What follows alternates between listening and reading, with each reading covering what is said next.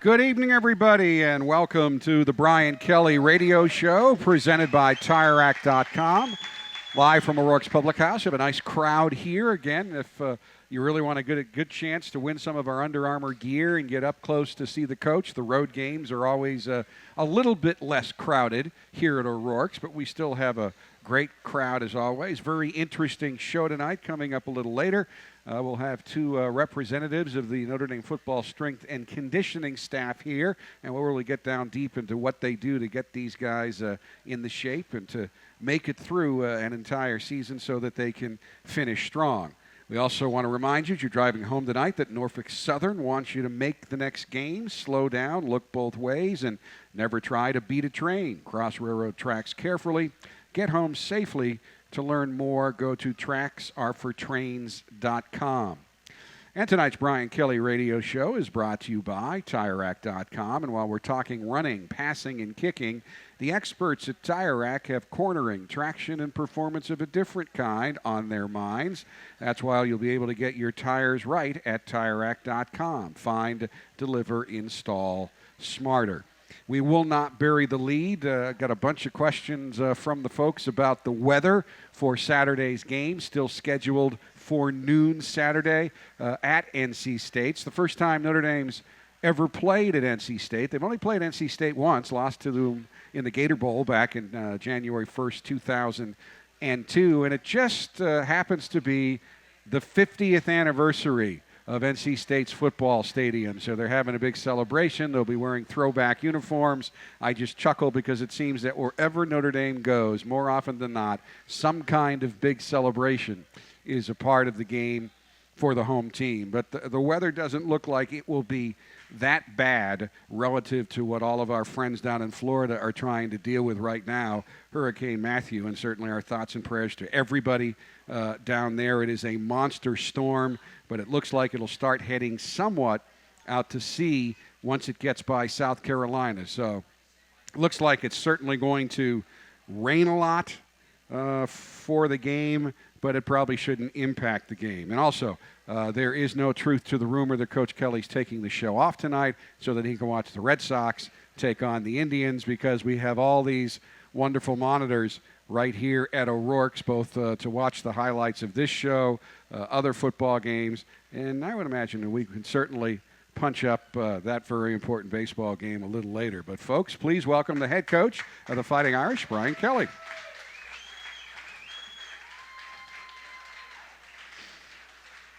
Coach, how are you?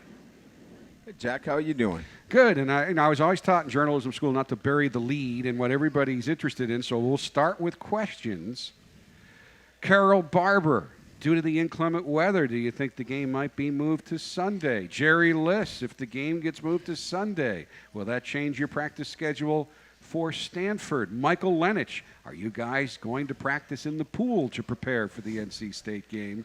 But it's looking like, I just checked AccuWeather, it's going to be wet, it's going to be windy, but right now, from the forecast, doesn't look like it'll even be as bad as it was for Clemson last year, but we don't know. Yeah, I think what we're trying to do is prepare for all the circumstances that, might be the residual of a hurricane in the area, but I think the conference call today at 3 o'clock was that it should not affect the game conditions to the point where, it's not playable. And so we're a go. We're going to leave tomorrow. We'll be down there and prepared to play for a noon start. There were some questions about, the LSU-Florida game being canceled and a number of games in Florida because they're going to get hit sooner, and that would affect the time. This game with the noon start being up in North Carolina, the hurricane will not hit that area until probably later that night. So we seem to be out of the window. We'll see what happens. We're preparing for all circumstances, and we'll be ready. Well, Nathan Sagan from Granger wants to know, do you purposely soak the footballs during practice to prepare for games like Saturday? The officials do a great job of keeping dry balls. We have our own balls on the sideline, and we're rotating them in. We're able to keep them dry, and the officials do a really good job of keeping those balls dry to the point where we probably practice, we did this week with a wet ball that is probably a lot slicker than the one that you would play with in the game. So I'm not really concerned about that. I'm more concerned about the wind and how that may affect special teams. I think that's my biggest concern because I think it affects field position, and those are generally the areas that when you play close games, field position has a lot to do with the eventual outcome of the game. And if you go back to the Clemson game, you fell behind early, but particularly your offense in a come-from-behind situation, you really opened it up in the rain in the second half, and you didn't seem to have that many problems. No, we had the one fumble, the strip fumble on the goal line. But other than that, I thought we held on to the football fairly well, and we could throw it. And that goes to the original question of, the wet ball. We handled it very well. We were able to throw it. So, again, that's not my biggest concern. My biggest concern is the wind and what the wind may be like more so than the precipitation. Now, when you talked to Deshaun Kaiser, he acknowledged, and he had a pretty decent game last year too, but you do have to allow for the wind. How inexact a science is that? Or do you try not to call pass patterns that can be dramatically affected by the wind? Well, again, I think it depends. The quarterbacks are pretty adept at keeping the ball down, the nose of the football down, and throwing with the wind and throwing against the wind. And look, I I started my career at a place called Grand Valley State, right only about 10 miles from Lake Michigan. So I know a little bit about wind coming off of Lake Michigan. And you can throw the football. It's special teams where I can remember in some games punting the ball and it having a net negative on the wind and it blowing it backwards in the air. So it's the high and the height of punting the football where, you can't get a spiral. That concerns me more than anything else. Yeah, that's a really good point because I don't know, most of the people in the audience tonight live here. But if you haven't gone up to Lake Michigan, I've gone up a couple times when people from out of town. It's just rainy, a little windy here, and you get up to the shoreline, and it's absolutely different cat brutal. Up there. So it really creates different wind conditions. Gusts of 50 miles an hour were not uncommon in games that I played up there. So, again, I think it changes a lot of things. Do you defer? Those are things about deferring maybe into the second half. And maybe even giving up the ball and choosing the wind and playing those kind. And I've done that before in games where the wind was such a factor that you would even give up the possession because the wind is that much of a factor. So will you assign somebody to give you a up-to-the-minute weather forecast right before you go out, like the wind's going to die in an hour or something like that? Yeah, we'll know what the wind forecast is. We'll have all that information. Our resident meteorologist is Chad Klunder. He's a guy that is a jack of all trade, master of very little when it comes to weather. We kid him because he gives us the weather all the time, and he does a terrible job at the weather. He tells us when it's raining and it's going to rain, and I always go out and it doesn't rain. And though he was right yesterday. Yesterday he said we were going to get a downpour and we should stay in, and he was right. So he's 1 for 93 in forecasting. And this is not a slam on any weatherman, but that made him kind of right as a weatherman. So he's in. Well, at the risk of getting in trouble, my wife did it for years, and she was very accurate. I'm sure she was much better than Chad. Well, she was very accurate, but it is the only profession where you can be wrong 90% of the time and you keep your job. And you're okay. Yeah. So to more serious things, and again, I popped into practice again a couple times this week, and we talked a lot about last week how you wanted the guys to enjoy the games and whatnot, and there really does seem to be a legitimate change in just the emotional makeup of your team. And I think things like after this last game, you talked to your team about how much you believed in them. Mm-hmm. And I've talked to some of the players about the impact of your saying, I want you to stop worrying about stuff. Just go out and play. Have fun. I believe in you. And they said that really took a weight off their shoulders because there's a big weight here at Notre Dame. The bar's high. Yeah. The playoff's about the lowest bar you want to hit. Sure. And when it looks like that's out, they beat themselves up. Yeah. Look, I think more than anything else, they come to Notre Dame with the highest expectations, just as all of our fans have high expectations, and I do as well. And And when you're not meeting those expectations, you take it out on yourself. They, believe me, they go to class every day. They hear it. They see it on TV. And as much as they try to avoid the noise, it's hard to avoid the noise. And so I just felt like they carried a lot of that with them. And it was important that they heard from me that they just need to go play and let us worry about all those other things. And if they could just let it go and play and have fun and do their job. I mean, they got to do their job too. I mean, they got to hold up their end. If they do that, we're going to be in good shape. And I think that we're starting to see that. I felt like for the second week now, they were able to play the game with the right kind of focus, and we'll continue to move in that direction. Now, before the Syracuse game, you reset the defense. Certainly a tough opponent to be resetting your defense, one of the highest tempo and, quite honestly, one of the highest scoring teams in the country. But after a quarter, and I likened it to, and I think you did too, playing a triple option team, after getting used to that pace, for the last 3 quarters, your defense did pretty well. Yeah, I thought the game's fast, and 18.8 seconds is as fast as anybody goes in the country. We made some mistakes relative to recognition of formations. Once we were able to get them on the sideline, make some adjustments, they did a nice job of picking up the offense. And I thought we played from the top down, which is how we have to play. We tackled better.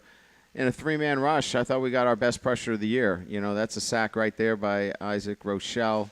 He picked up a yard, so he didn't get a sack. But, you know, I just think that, you know, they played the way that I expect them to play and how they expect to play as well. And if they continue to play in this fashion, you're going to see a lot of really good defensive games the rest of the season. And as folks watch it on Washington here at O'Rourke's, you had a mobile quarterback who gets rid of the ball in 1.7 seconds, and yet you got it. It wasn't in the initial stats released after the game, but the nice thing about it is people are willing to go back and correct some things. You had 11 quarterback hurries against Syracuse, and that in fact is a dramatic improvement in quarterback pressure for your squad. Yeah, I think the thing that I look at, and there were really 2 important factors: 7 3 and outs, 3 and out.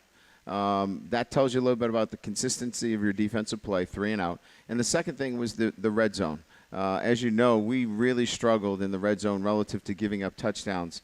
I thought one of the biggest kind of turnarounds was when we gave up the big punt return.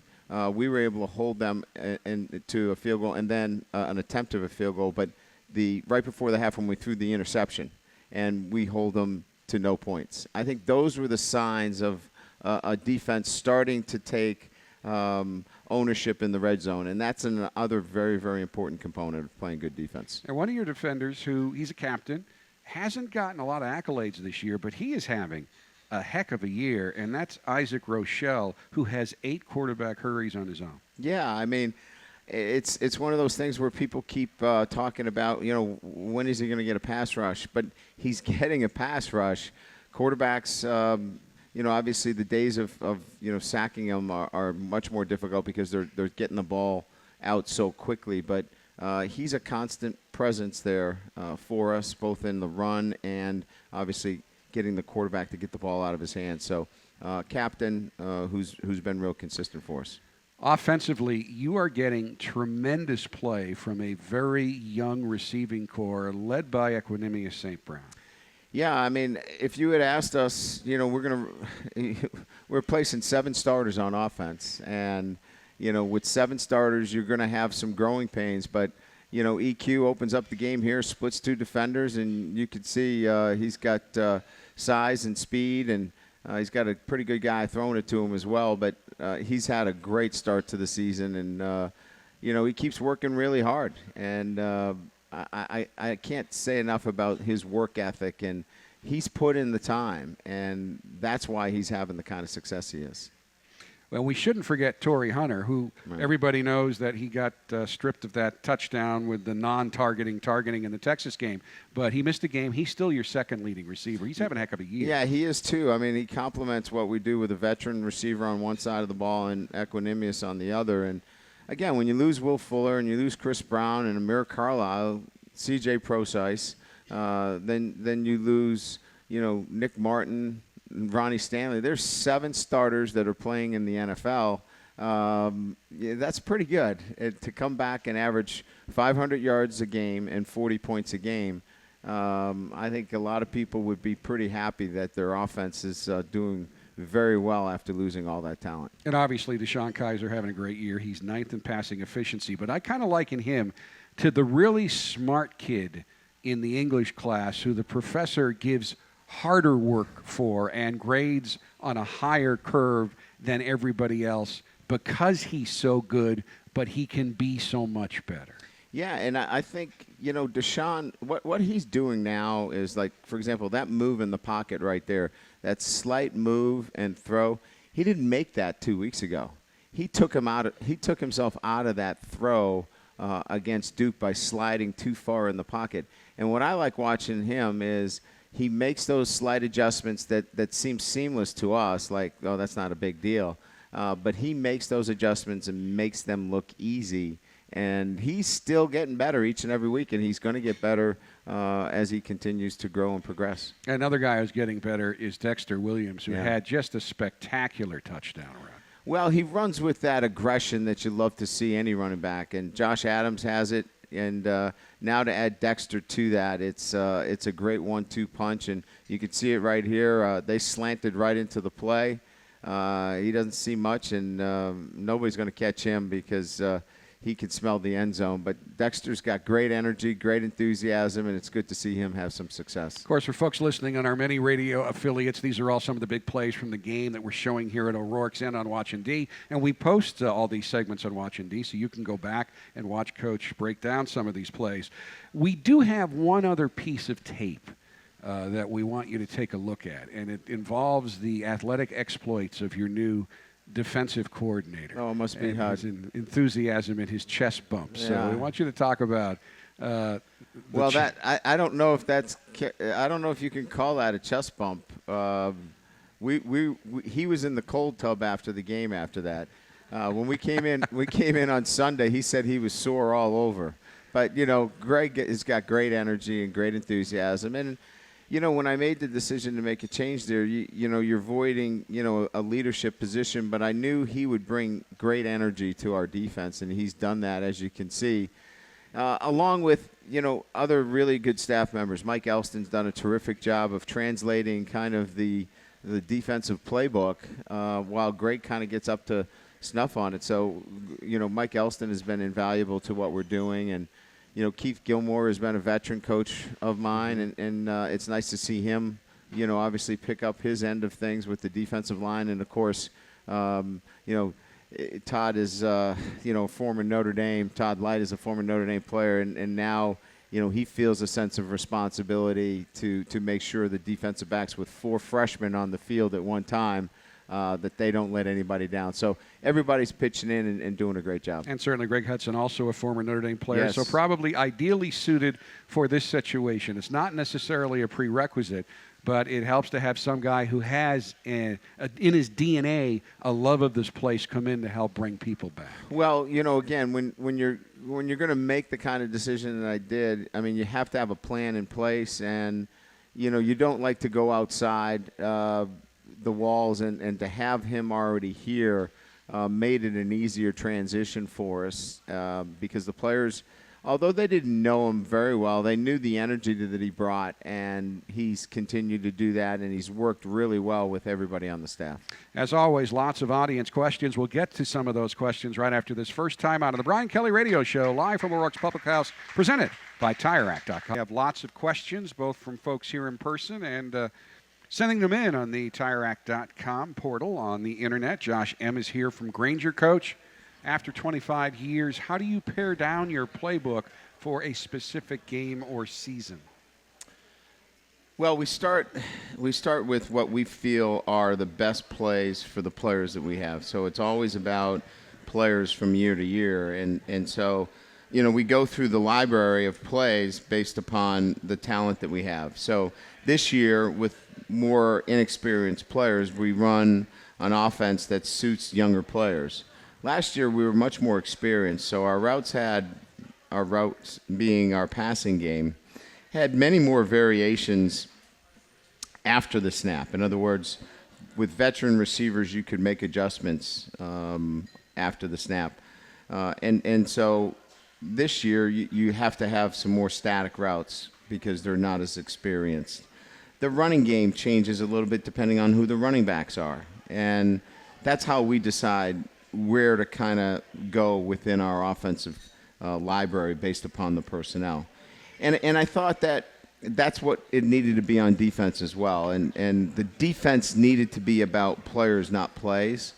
And that's kind of what we're crafting here over the last couple of weeks, is that we're putting the players in a position where we feel it best fits their skill level. They're all really good players, but they do things differently, and they're all very young. As you know, we had 4 freshmen in the secondary at one time. So putting them in a position that can succeed at an early time in their career, instead of maybe, asking them to do things that, although they can comprehend, maybe a little bit hesitant because they're still learning. And I'm glad you segued into that, because I think people are confused. Some think you threw out the previous defensive playbook, and you haven't done that at all. No. But you've simplified it a little bit, and you're giving more guys an opportunity to play. There might have been a little bit too much emphasis on the veterans had to play because they had a lot of choices each snap. Yeah. And now you've simplified it, lessened the choices, and fresher guys are getting in as well. Yeah, we played 37 defensive players last week. So with the amount of guys that were playing in and out of the game, you have to be clearly, I don't want to say simpler. I think we still have enough that keeps offenses off balance, but I think what we've pared down has allowed them to really go out there and play fast. Roger Fairchild from Mishawaka has emailed in a question. Coach, are the demands on student athletes increased as the athletes play at higher levels of collegiate divisions? Yes. Well, I mean, everybody has got the same amount of hours. It's the 20-hour rule. But, when you talk about, year-round, certainly Division III versus Division I, Division III doesn't have spring practice. Summer workouts are not something that all Division III schools are committed to financially. So you're generally in a summer job or doing something like that. So, the higher level programs, there's much more of a full year commitment relative to your involvement in the program. As it relates to in season and while you're in classes, everybody's held to the same standard relative to time and place. But the higher levels, it's more of a year-round commitment. Craig Forsyth is here. What players have stood out this week on offense and defense? What players? I think offensively we continue to get more depth involved. Javon McKinley is continuing getting more and more work. Chase Claypool, Chris Fink, those guys at the receiver position.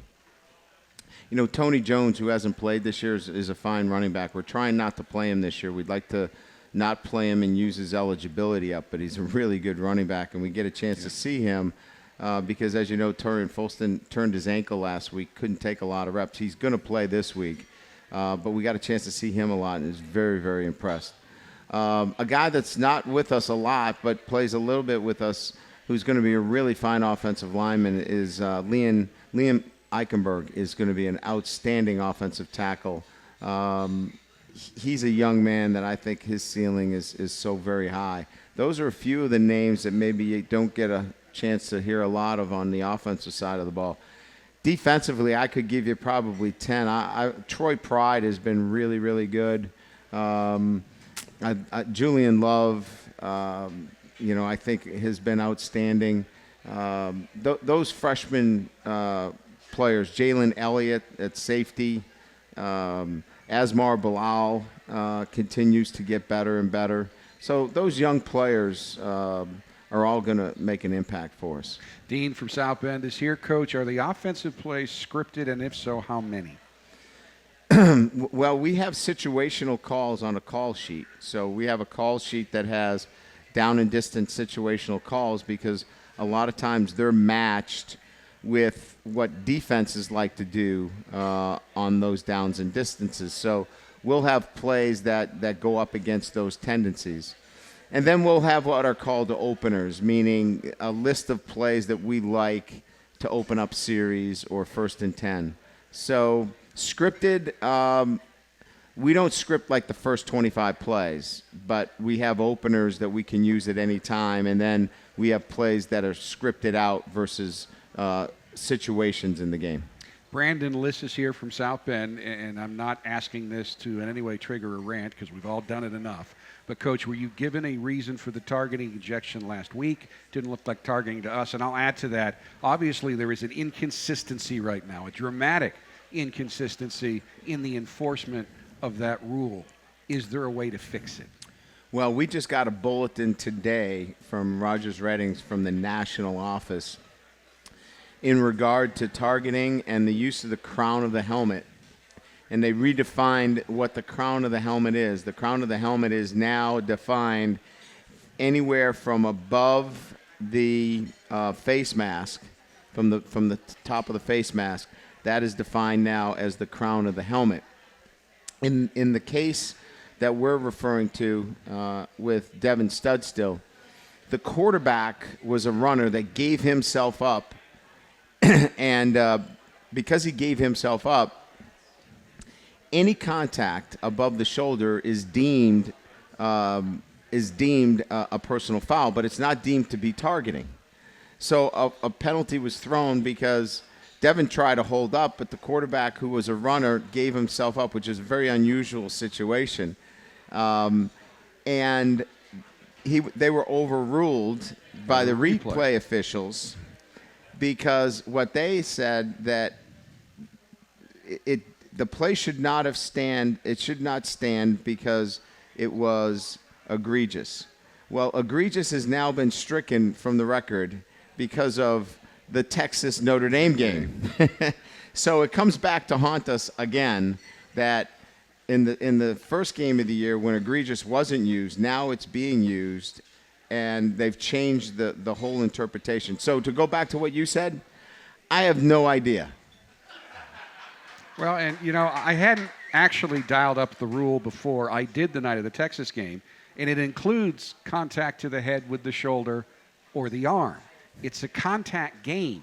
So there's a lot. I mean, I'd almost wish they would go back to just crown of the helmet, that there had to be helmet. That at least was simpler. Now it's any kind of a blow. Well, they're saying the crown now. So they've gone back and forth, and we always seem to be at the middle of it. And I don't think you've gotten one yet. We haven't gotten any. Whatever way you wanted it to come as a Notre Dame fan, it's gone the other way. It's always gone the other way. So maybe karma will come around. I can't answer the question because I don't know. I told Devin, all I could tell you is if it happens again and somebody gives himself up, lead with your hands. I just don't know how to coach it. Chuck Sossman's here as he always is. When you are within 5 yards of the goal line, would you ever consider putting a tight end in the backfield to block? Tight end in the backfield. We do. If you watched our touchdown run by Deshaun Kaiser, he was in the backfield and he came around and he blocked the safety, and Kaiser went in and scored right here. If you just watch this, see the tight end in the backfield, everybody? Watch him come back around right there and block right there, and Kaiser goes up. How's that? Is that good? Hey, and kudos to our producer-director, Nathan Bush, for being right there, pulling that play up, and a little click of the heels there by Kaiser. Chuck's going to be the new coordinator because you got to bring him on as an offensive analyst. Well, he knew this play, obviously, so he's making me look good. Thanks, Chuck. All right, we have more questions for Coach. We'll get to those later in the show, but talk to me about our two guests tonight. Well, we've got Jeff Quinn. Jeff is my former offensive coordinator and been with me 752 years. Can't even count. It's like dog years. But now he is on Coach Longo's staff in the weight room. And Coach Longo, who's been my head strength coach, and he is with us as well. So I thought I'd bring in, two of my closest and trusted friends and colleagues to talk a little bit about fishing, because they're great fishermen, and I figured we'd have a couple fishing stories. We have a fishing question from the audience. Oh, believe it or really? not. Seriously? Yes. And- But it's and- somebody close because it's for Quinner. Oh, Quinner. He's got a cult. I mean, he could have his own fishing show if he wasn't involved in football. Some say that he almost wears fishing gear on the practice field. Well, no, I think he dresses fairly appropriate for a non-fisherman on the field. But these two guys are great and well respected by the players. And again, I think just to have them with me, they've contributed to so much of the success that we've been able to have, and just great people, great football people, and like I said, wouldn't be here without them. We'll meet both Coach Longo and Coach Quinn right after this timeout. The Brian Kelly Radio Show, live from O'Rourke's Public House. Welcome back to the Brian Kelly Radio Show, live from O'Rourke's Public House. Please welcome Director of Football Strength and Conditioning at Notre Dame, Paul Longo, Assistant Strength and Conditioning Coach Jeff Quinn. Although I got to say, Coach now leaves the players alone, but he knows you guys so well, apparently, he doesn't feel comfortable leaving you up here without him being here. No, I was just going to be here for the first segment. You can get him on the 60-second deal on the second segment. Now Paul, talk a little bit about your program. It's been successful everywhere you've been. You spent a long time in Iowa. You've been with Coach through 3 programs now. And certainly I noticed this. Before you guys got here, Notre Dame football had a tendency to get tired, to wear down in the final month of the season. Since you've been here, the only time you've ever struggled in the last month is when you've been hit with an unbelievable amount of injuries. This team has now finished strong. What do you do to help the team maintain its conditioning, strength, weight throughout an entire season? Well, Jack, it's really a team, situation in getting that done, along with our trainers and, our coaches. And of course, the hammer's got to come from Coach Kelly, which it does. And we get the players to buy into a holistic lifestyle where we're in training 24/7. So it's not just what we're doing in the weight room, it's what they're putting into their bodies. It's, making sure that we track their sleep, they track their sleep, and we take care of all of those intangibles that keep that injury window as closed as possible. And it also, gives us the best chance to give us our best performance on Saturday. All the work we do, we tell them you're year-round, but you only count 13 of them. So that's kind of been our the way we've approached it.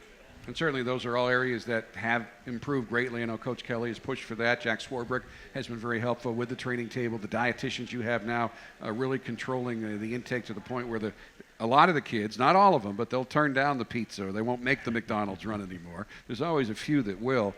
Jeff, you've been with Coach a long time. You were the head coach at Buffalo. Yes. You, in fact, led Buffalo to their top victory season ever since they have come up to the Football Bowl subdivision. I think you have another Notre Dame connection, too. Didn't you coach a kid named Bray for a while? Was he? Oh, yeah. Yeah, my first year was his final year. Kyle Coach Bray, Bray. Mike Yep. Bray's son, was a Yes, tight sir. end and played for you.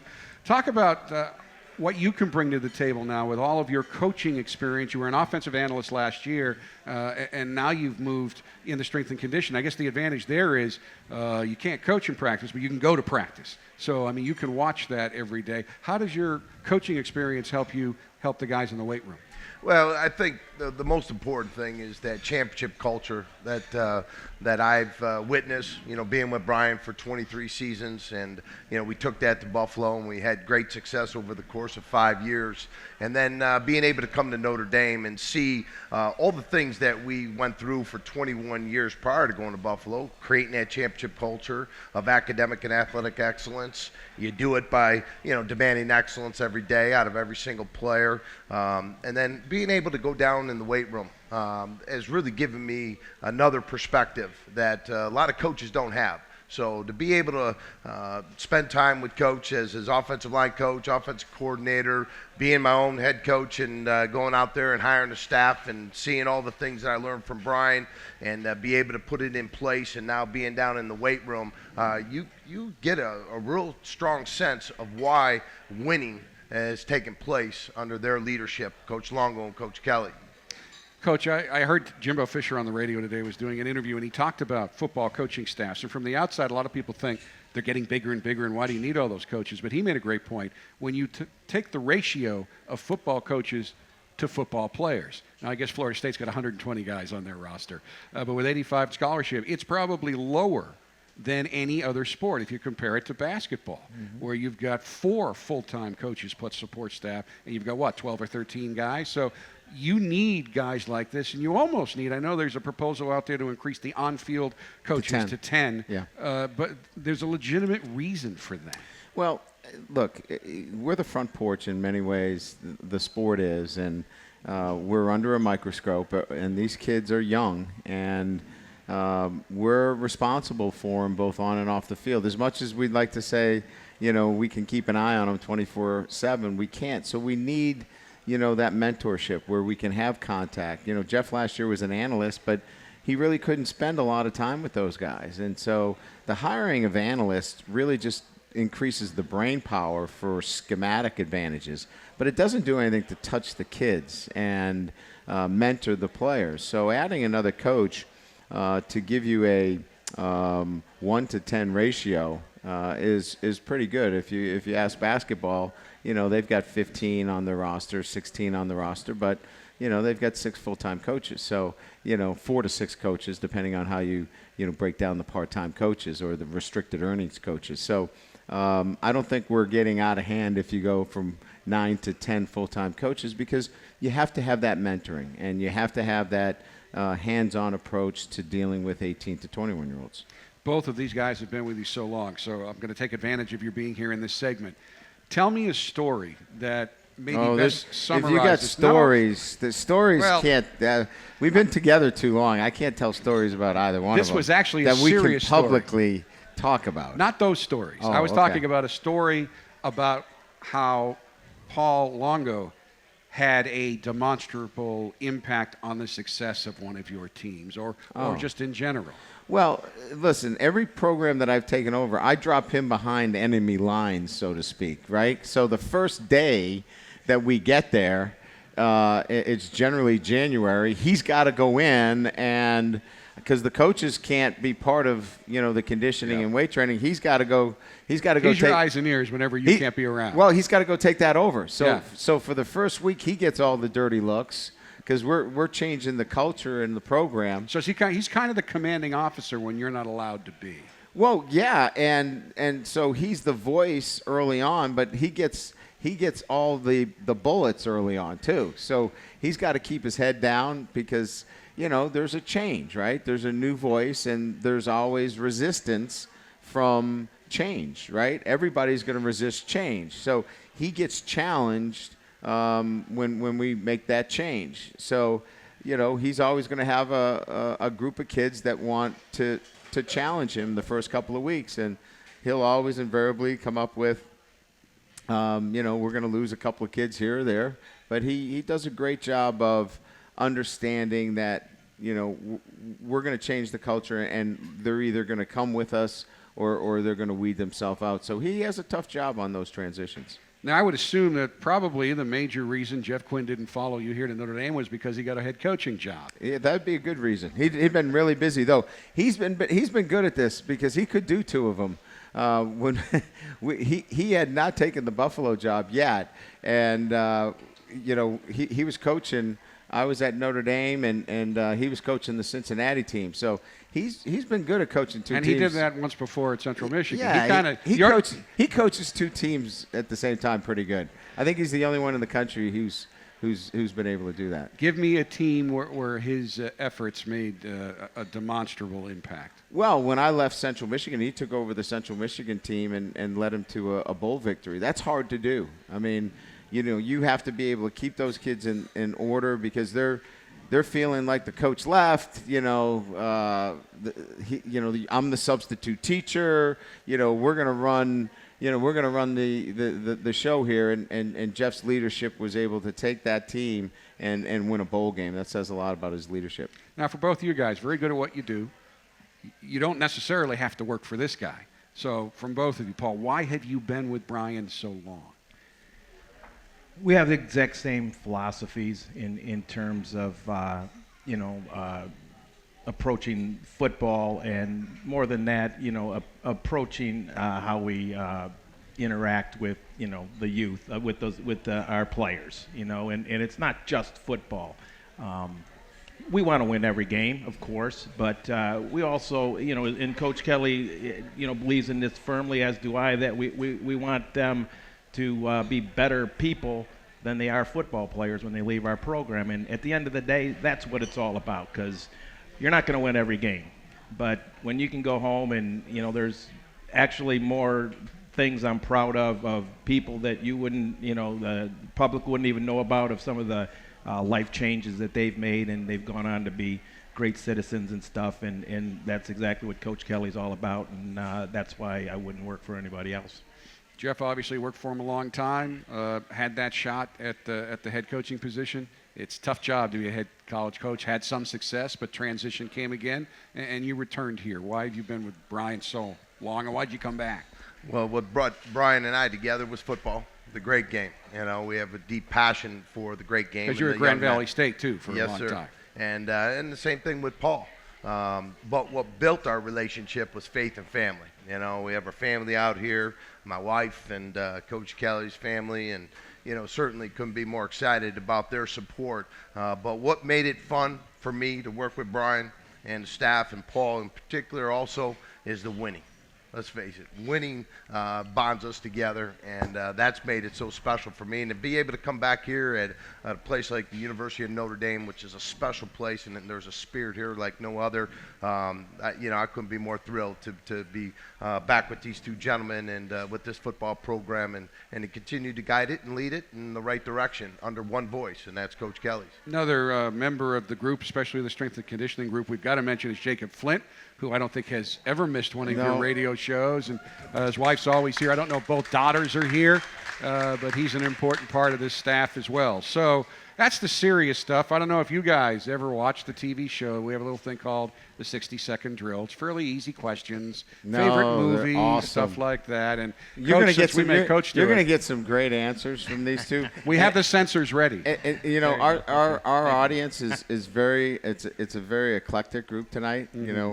We've got, Laura's here, right? Is she out here? Laura Thompson Jazz is out here, right? Who else? Grant's out here. So our staff from the recruiting office, and who else we have? We've got our whole office out here. It looks like it's hard to see with these bright lights. Ambassadors are here too. Is that correct? Our students are out here. So our recruiting office, our full-time and staff are here. So. A big thank you to all the work that they do. Our recruiting office is obviously the lifeblood of our operation, and we wouldn't be where we are without them. So I want to thank them for coming out here tonight. So thank you. Yeah, please. They're very sensitive if they don't get a round of applause. Please do that. But it's a great group because these guys, they can go back to the 1950s and 60s in answering these questions because they're really old. So hang with them because we got a young group. So hang with them. And the memories might be a little shaky. Some too, of the answers. All right. So we'll be back with the 60-second drill right after this timeout. We always call it the 60-second drill, and because I'm way over on time and have 2 breaks left, this might be like the 2-minute drill. But real quick, guys, your favorite all-time movie? Caddyshack. Braveheart. First car you ever drove? 69 Nova. A Buick Special. Favorite musical group or artist? Bon Jovi. That's awesome. Being from Chicago, it was Chicago. One thing you always hear from Coach Kelly at practice? I'll let you start that one, Coach. Attention to detail. Get a break. Get a break. You like that because it means practice is over. Right, you're around the team all the time. So who's the best singer on this team? Oh, my. I know who isn't. The best, probably Corey Robinson. Corey Robinson. Okay. That's a guess, too. How about, with their game celebrations, you probably have a look at this because I know you give them their privacy in the long run, but who's the best dancer, do you think, on the team? I say Josh Adams. Josh Adams? He's always moving and grooving. You know, they don't dance in front of me for some reason. Yeah, somehow I don't get that. That You know makes what I mean? sense. Best dresser on the team. Josh Adams. Best dresser on the team. We're always in travel suits, so I'm not really I haven't seen too many guys dressed up. How about best dresser on the coaching staff? That would have to be Coach Kelly. Coach Kelly. Absolutely. Okay.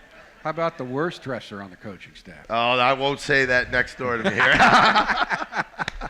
Undefeated, untied. How about the player on the team most likely to become a football coach? That's a good question. I want to say maybe Mike Doug McGlinchey. McGlinchey. Yeah. Yeah. Maybe Doug Randolph. He's been helping us out a little bit. Final thing, best thing about coaching at Notre Dame. Best thing is being in that stadium in front of the greatest fans in the country.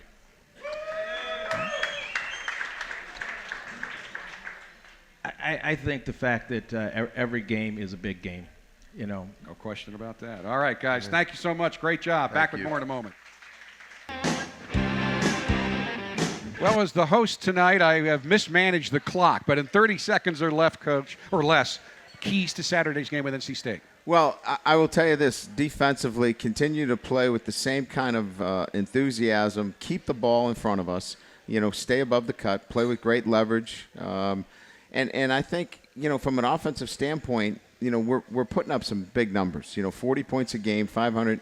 We have to still move the ball effectively, take care of it. And I think if both of those things come together and the weather does not become a huge issue, we should look for good things for Notre Dame on Saturday afternoon. Coach, thank you. Good luck. Thanks for coming out. We're here next Thursday. Go Irish, everybody. The Brian Kelly